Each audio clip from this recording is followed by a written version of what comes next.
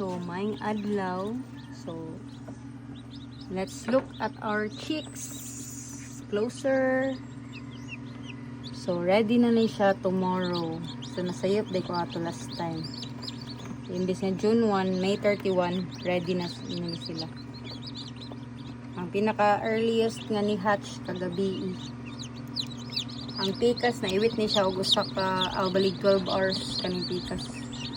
So here, tanawan ninyo, ang atong baligyan ni is 120 each. So kung palit mo og 10 ka buok, naipakapinduha. Okay? So sa ganahan, PM na mo. Mo na yung minimum order na to, 10 balig 10 pieces. So pakapinduha. So kung ganahan mo og 20 pieces, 5 ang pakapin. Okay? So, sa mga pagkuha or sa delivery, ato lang sabutan sa chat. Okay? So, maura na siya. Salamat. PM na sa ganahan mo palit. Bye-bye.